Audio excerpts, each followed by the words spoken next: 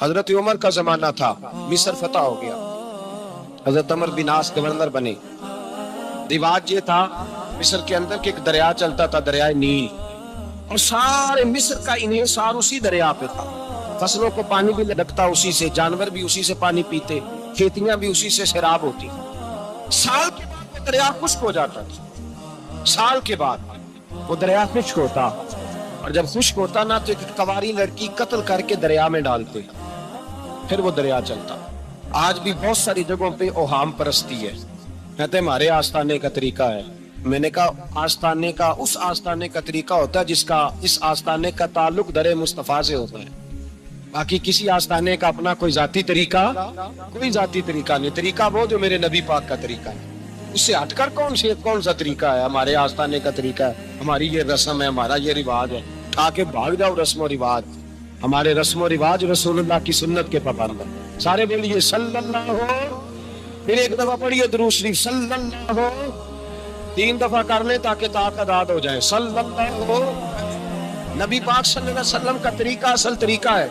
حضرت عمر فاروق کو جناب عمر بن عاص اور کہتے ہیں کہ کا طریقہ یہ تھا کہ جب تک لڑکی قتل کر کے ڈالتے نہیں تھے دریا چلتا نہیں تھا۔ حضرت عمر کو خط لکھا کہ حضور یہ معاملہ ہے، اور لوگ مجھے یہی کہتے ہیں، میں نے لوگوں کو سمجھایا ہے کہ اسلام ظلم کا حکم نہیں دیتا، ظلم کی اجازت نہیں دیتا، کیسے لڑکی قتل کی جائے؟ اب آپ بتائیں کیا کرنا ہے؟ حضرت عمر ایمان، یقین، استقامت، ہاڑ حضرت عمر نے 2 خط لکھے، ایک حضرت عمر بن عاص کے نام، دوسرا دریائے نیل کے نام۔ 2 خط لکھے، ایک خط لکھا دریا کے نام، ایک خط لکھا عمر بن عاص گورنر کے نام۔ گورنر کے نام خط لکھا تو فرمایا جتنے یہودی ہیں، عیسائی ہیں، کمزور ایمان والے، سب کو دریائے نیل پہ لے جا، اور میرا یہ دوسرا خط دریا میں ڈال دے اور سب کے سامنے ڈالنا۔ کہتے ہیں یہ خط پڑھنا چاہے تو تجھے اجازت بھی ہے، سنیے اور سر دھنیے اور سوچیے کہ اصل کمزوری کہاں آئی ہے۔ رمضان کے سب سے پہلے جمعے میں سب سے اہم موضوع چھیڑا ہے، کمزوری اور نقص واقعہ کہاں ہوا ہے۔ حضرت سیدنا عمر بن خطاب رضی اللہ تعالیٰ عنہ نے دریا کو مخاطب کر کے لکھا، ہو دریا، اگر تو کہتا ہے نا کہ لڑکی قتل کر کے پھینکی جائے گی تو میں رسول اللہ کا ماننے والا ہوں، میں ظلم نہیں ہونے دوں گا، ہمیں تیرے پانی کی ضرورت ہی کوئی نہیں، تو بے شک پانی نہ دے، اور اگر تو اللہ کے حکم سے بہتا ہے، تو پھر اللہ کا بندہ اور مصطفیٰ کا غلام عمر تجھے حکم دیتا ہے کہ فوراً بہنا شروع کر دے، فوراً منٹ نہ لگانا۔ حضرت سیدنا عمر بن عاص فرماتے ہیں لشکروں کے لشکر لے کے میں دریائے نیل پہ پہنچا، بڑے مجمع میں جناب عمر کا خط میں نے ڈالا تو دریا نے بہنا شروع کر دیا۔ فرماتے ہیں دریا بہنے لگا اور غیر مسلم کلمہ پڑھنا شروع ہو گئے۔ لوگ مجھے کہنے لگے کیا دکھایا ہے؟ تو میں نے کہا دکھایا کچھ بھی نہیں، یہ حضرت عمر کے ایمان کی برکت ہے کہ بہت سارے لوگوں نے کلمہ پڑھنا شروع کر دیا۔ یہ ایمان کی قوت، ڈرو مسلمان، سہما ہوا مسلمان، یہ کبھی امریکہ کے پیچھے بھاگتا ہے، بھی یورپ کے پیچھے بھاگتا ہے، کبھی ادھر جاتا ہے، کبھی ادھر جاتا ہے۔ اپنی دنیا آپ پیدا کر اگر زندوں میں ہے، سر آدم ہے، ضمیر کن، فقہ ہے زندگی۔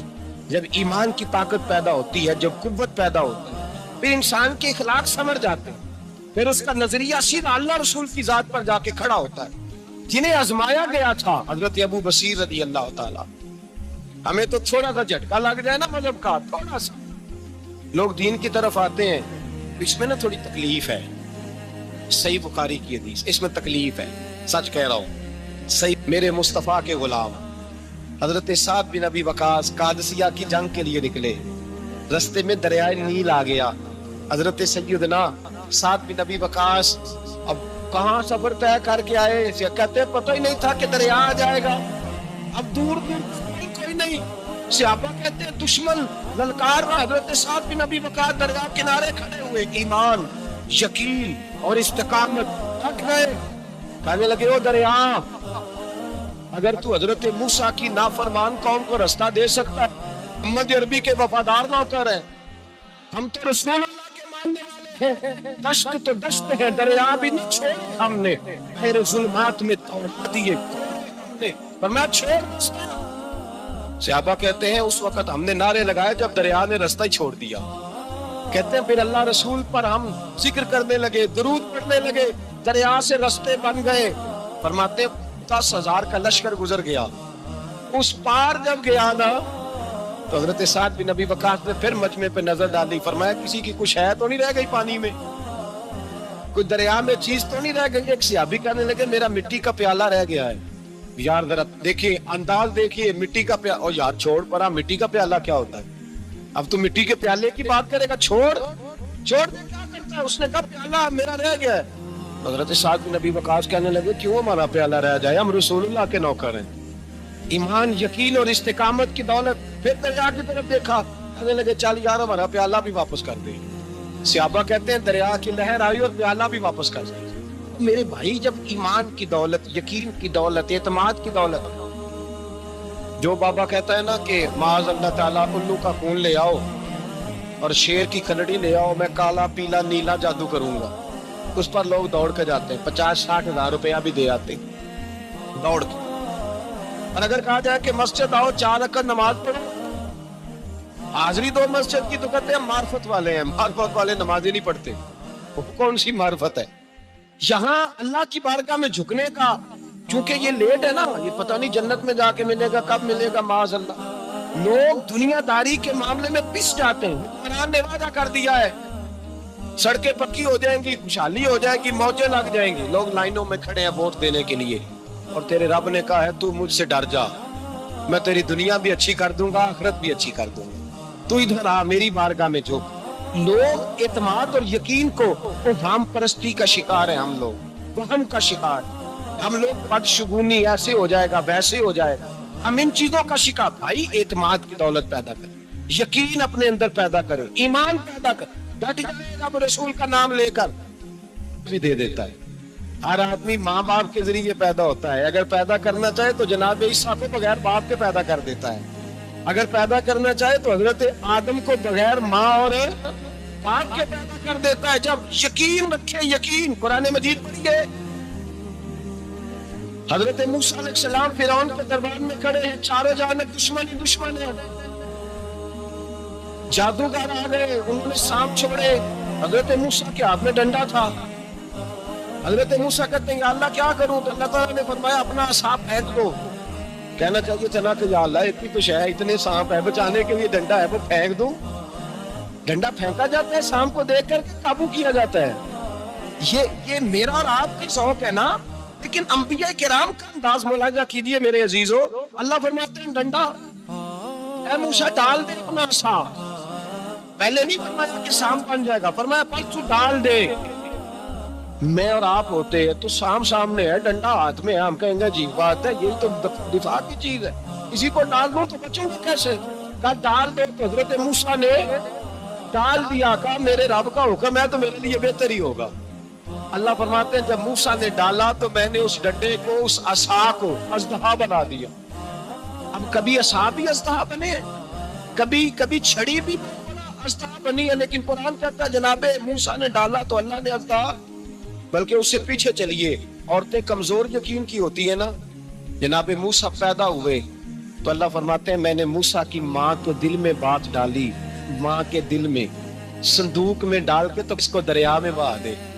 اور بھائی صندوق میں کہہ سکتے ہیں نا آکسیجن کیسے جائے گی, اور دریا میں بچے بچنے کے لیے ڈالے جاتے ہیں کہ ڈوبنے کے لیے ڈالے جاتے ہیں. ماں کے دل میں یقین کمزور نہیں تھا ماں کا. انبیاء کے ماں باپ موحد ہوتے ہیں, دین کو ماننے والے. ماں کے دل میں اللہ نے, اللہ قرآن میں کہتے میں نے وحی کی, میں نے القاء کیا, میں نے بات ڈالی. حضرت موسیٰ کی ماں کہتی ہے میں نے ڈال کے نا سمندر میں بیٹا, میں نے سمندر میں بیٹا ڈال کے صندوق میں بند کر کے رب کے حوالے کیا. آپ فرماتے ہیں میرے مالک کا بھروسہ کیا تو پھر میرے مالک کا کام دیکھو, کمال دیکھو. میں نے دریا میں ڈالا, اللہ نے فرعون کے گھر میں میرے بیٹے کی پرورش کرا دی. یہ یقین کی. حضرت موسیٰ کے پاس قوم آئی, قرآن پڑھیے, کہا جناب پانی چاہیے. وَإِذِ اسْتَسْقَىٰ مُوسَىٰ لِقَوْمِهِ, موسیٰ نے اپنی قوم کے لیے پانی مانگا. ہم نے کہا فَانْفَجَرَتْ مِنْهُ اثْنَتَا عَشْرَةَ عَيْنًا, اپنا ڈنڈا پتھر پہ مارا. عقل والا آدمی ہوتا تو اڑ جاتا, کہتا یا اللہ پتھروں سے بھی کبھی پانی نکلا ہے, مارو پتھر پہ ڈنڈا. اللہ کے نبی نے منٹ نہیں لگایا, ڈنڈا لگایا. فَانْفَجَرَتْ مِنْهُ اثْنَتَا عَشْرَةَ عَيْنًا, اللہ فرماتے ہیں جناب موسیٰ نے ایک عصا مارا، میں نے 12 چشمے جاری کر دیے. تو لے تو اللہ کرتا ہے، اللہ کہتا ہے پڑھ نماز روزی دوں گا، کہتا ہے سوچتا ہوں. اللہ فرماتا ہے آجا مسجد میں تیرا ہو جاؤں گا، کہتا ہے دیکھتا ہوں. رب فرماتا ہے تو میرے محبوب کی غلامی کر، میں تجھے محبوب بنا لوں گا. تو کہتا ہے تھوڑا بڑا ہو کے داڑھی رکھنی ہے، ابھی سیانا ہو کے میں ذرا سرٹیفکیٹ لے لوں اجرا ایک سے کہ کتنے سالوں کے بعد آئیں گے، پھر شروع کروں گا. پروگرام بنا رہا ہے، ابھی تو ارادے میں ہے. اللہ کے پیغمبر کا ڈنڈا، اور اس سے زیادہ آگے بات ہو گئی. پیچھے فوج لگی ہوئی ہے فرعون کی، مجمع ہے، ہزاروں لاکھوں کا لشکر لے کے، تلواریں نیزے، فرعون پیچھے، آگے دریا آ گیا. حضرت موسیٰ علیہ السلام کھڑے ہیں، اب کدھر جائیں؟ اللہ پاک نے فرمایا مارو ڈنڈا. کہاں؟ پانی پہ ڈنڈا مارو. اب حضرت موسیٰ علیہ السلام پانی پہ ڈنڈا مارے تو پانی ابھرے گا، اس سے زیادہ کیا ہوگا؟ پہلے پتھر پہ ڈنڈا مروایا، پانی نکلا. پانی پہ ڈنڈا مروایا، فائز فرقنا بکم البحر فانجیناکم وانجینا فرعون. اللہ فرماتے ہیں موسیٰ نے پانی پہ ڈنڈا مارا تو میں نے پانی میں رستے بنا دیے. ایک جگہ ڈنڈا مارا تو پانی نکل آیا، دوسری جگہ عصا مارا تو پانی خشک ہو گیا. 12 چشمے بن گئے، 12 رستے بن گئے دریا میں سے. حضرت موسیٰ علیہ السلام گزر گئے. اللہ فرماتے ہیں فرعون بھی آیا تو اسے میں نے غرق کر دیا. وہ کھڑا دیکھتا ہی رہ گیا کہ بنا کیا ہے. یہ تو بات ہے حضرت موسیٰ کی، بخاری کی حدیث ہے. ایک صحابی نے کہا تو حضور میں آپ سے پیار کرتا ہوں. نبی پاک نے فرمایا اچھی طرح سوچ لے. میں سوڑیا نہیں پیار ہے. فرمایا چل پھر سوچ لے. حضور بڑا پیار ہے. میں سوچ لے کا محبوب بڑا پیار ہے. نبی پاک نے فرمایا پھر تیاری کر لے. جس طرح گہری جگہ پہ پانی تیزی سے آتا ہے، تیری طرف مشکلات بھی تیزی سے آئیں گی، تیزی سے. یہ شہادت کا ہے الفت میں قدم رکھنا. لوگ آسان سمجھتے ہیں مسلمان ہونا. ذرا اچھی طرح سوچ لے، جو مجھ سے محبت کا دعویٰ کرے گا اسے تکلیف ہے، بولو اسے تکلیف ہے. پکی بات، وہ محبت میں مخلص ہو، وہ دیکھنے میں آزمائش میں کتنا ہو. تو اگر کوئی کہتا ہے نہیں مذہب میں جائیں گے تو موجیں لگ جائیں گی، تو یہ بات درست نہیں ہے. یہ تو بڑا مشکل کام ہے. یہ تو اس سے پوچھو نا اس منصب پہ ہے، کٹھن رہتا ہے کٹھن. یہ شہادت کا ہے الفت میں قدم رکھنا. لوگ آسان سمجھتے ہیں مسلمان ہونا، روتا ہے فلک برسوں، پھر جا کے یہ حالات درست ہوتے ہیں. تو بھائی یاد رکھیں اور سمجھیں. حضرت ابو بصیر رضی اللہ تعالیٰ عنہ، نبی پاک صلی اللہ علیہ وسلم نے نہ طے کر لیا کفار کے ساتھ. حدیبیہ کی جنگ ہوئی تو فرمایا اگر کوئی مسلمان مکے چلا جائے گا تو کافر کہنے لگے ہم واپس نہیں کریں گے، اور اگر کوئی کلمہ پڑھنے والا ستایا ہوا مسلمان مدینے آئے گا تو مسلمانوں کو واپس کرنا پڑے گا. مسلمان اپنا بندہ نہیں رکھ سکتے. اور مسلمانوں کا کوئی شخص غلطی سے بھی مکے چلا گیا تو مکے والے واپس نہیں کریں گے. حضرت ابو بصیر رضی اللہ تعالیٰ عنہ صحابی تھے. باپ نے، بھائی نے، بلے والوں نے قید کیا ہوا تھا کلمہ پڑھنے کی وجہ سے. پیروں میں زنجیریں تھیں، بیڑیاں تھیں. کسی طریقے سے جیل توڑ کے دوڑے مدینے پہنچے. کہتے ہیں رستے میں کسی آدمی کے ساتھ گھوڑے پہ کچھ دیر بیٹھا، پھر پیدل چلا. صحابہ کہتے ہیں اتنا دردناک منظر بڑا کم ہم نے دیکھا. ابو بصیر جس گلی سے گزرتے وہاں خون پھیل جاتا، ان کی ٹانگیں خون سے کچتی، وہ زنجیریں بندھی ہوئی. در رسول پہ حضور میں بھاگ کے آیا ہوں. کہتے ابھی نبی پاک صلی اللہ علیہ وسلم ان کی بات سن ہی رہے تھے کہ پیچھے سے قریش کے 2 سپاہی بھی آ گئے. کہنے لگے یہ بھاگ کے آیا ہے اور آپ کا وعدہ تھا کہ آپ واپس کریں گے. چشم زدن میں ذرا سوچنا، چشم زدن میں تھوڑی دیر کے لیے غور کرنا کہ ہمیں ہمارا استاد، ہمارا پیر دھتکار دے کہ جا دوڑ جا، تو کہتے ہیں بسم اللہ جناب یہ جا رہے ہیں. ایمان کی پختگی دیکھیں. اس نے تو ہمیں نکال ہی دیا کہ وہ کیسا بندہ ہے. یہاں تو کسی کے یہاں کوئی فاتحہ پڑھنے نہ جائے تو لوگ بگڑ جاتے ہیں. کہتے ہیں اس نے سلام نہیں لی، فاتحہ نہیں پڑھی، بس ختم، اس کو احساس ہی نہیں. حضرت سیدنا ابو بصیر سامنے کھڑے، سامنے 2 سپاہی آ گئے. ذرا دیکھیے ایمان کی پختگی، ایمان، یقین اور استقامت. امام بہقی نے دلائل کے اندر لکھا ہے، فرماتے ہیں نبی کریم صلی اللہ علیہ وسلم نے ان کی طرف دیکھا تو حضور کی مقدس آنکھیں آنسوؤں سے بھر گئیں. حضور نے فرمایا ابو بصیر تیری تکلیف مجھے نظر آ رہی ہے، پر میں نے وعدہ کیا ہوا، میں نے وعدہ. بھائی یہاں ڈٹ کے رہنا بڑا مشکل ہے، یہاں قائم رہنا بڑا کٹھن مرحلہ ہے. یہاں آزمائش کے موقع پر دین پر انہوں نے تو رکھا ہی نہیں. لوگ تانے دیتے ہیں، باتیں کرتے ہیں، رکھا ہی نہیں، تو پھر ان کا بنتا ہے. حضور نے فرمایا تجھے جانا پڑے گا. صحابہ کہتے ہیں پورے مدینے میں ایسے تھا جیسے سوگ کا سما ہو. جب وہ دو سپاہی حضرت ابو بصیر کو پکڑ کے لے جا رہے تھے تو وہ پلٹ پلٹ کے پیچھے دیکھتے تھے، پلٹ پلٹ، پیروں میں خون ہے، آنکھیں آنسوں سے بھری ہوئی۔ فرماتے ہیں جب وہ پلٹ رہے تھے تو مدینے کی گلیاں بھی رو رہی تھی۔ میرے نبی پاک جب وہ آنکھوں سے اوجھل ہو گئے تو حضور بیٹھ گئے زمین پہ، نبی پاک نے رونا شروع کر دیا۔ فرمایا اللہ تو نے اس شخص کی مدد فرمانی ہے، اس پر کرم کرنا ہے، اللہ اس کا خیال فرمانا، اس کے لیے دعا کی۔ حضور روئے۔ حضرت ابو بصیر باہر نکلے تو وہ جو کافر تھے نا وہ کہنے لگے تو بڑا بنتا تھا ان کا، تجھے رکھا نہیں، تجھے رکھا بھی نہیں۔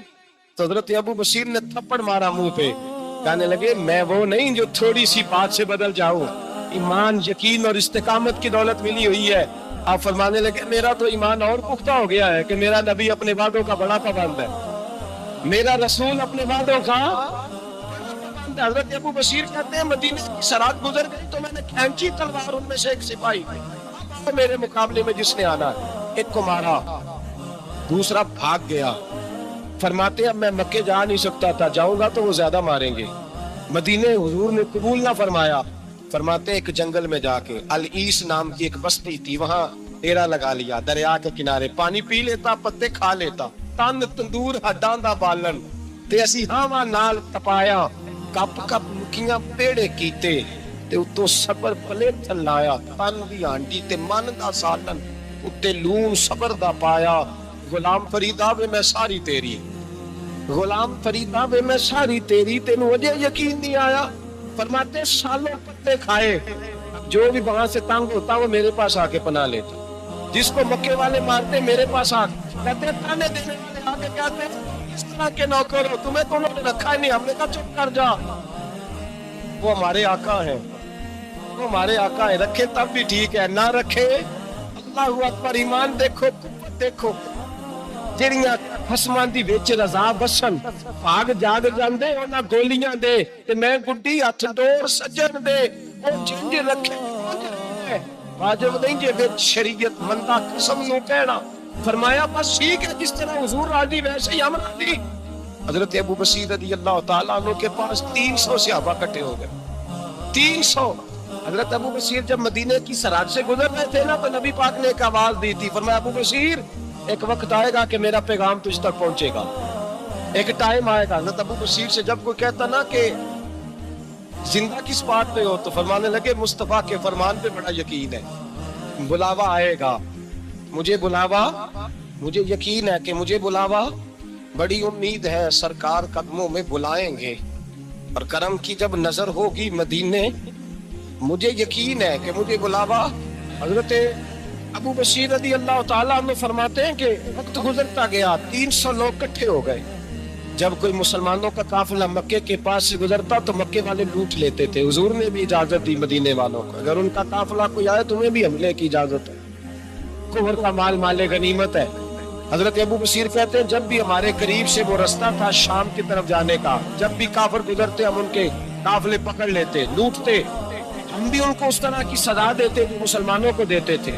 فرماتے ان کا جینا محال ہو گیا، ہاتھ باندھ کے نبی پاک کی بارگاہ میں گئے، کہنے لگے یہ شرک ختم فرما دے اور آپ ان کو بلا لیں، بلا لیں۔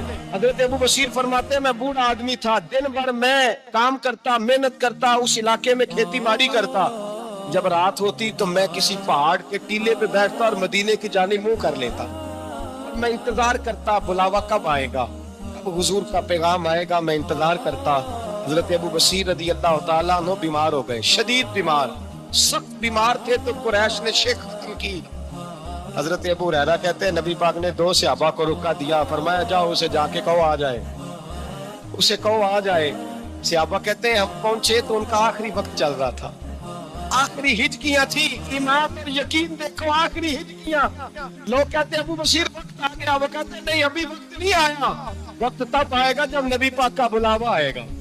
حضور کا وعدہ تھا وقت تب آئے گا جب میرے نبی کا بلاوا آئے گا، ابھی بلاوا نہیں آیا تو ابو بصیر کا وقت بھی نہیں آیا۔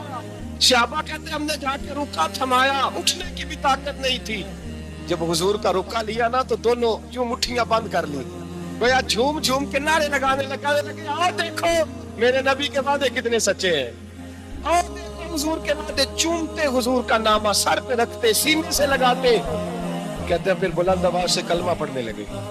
کہنے لگے حضور میں حاضر ہوا, یا رسول اللہ میں آیا. کہتے ہیں بلند آواز سے کلمہ پڑھا اور ان کی روح پرواز کر گئی, ان کی روح پرواز کر گئی.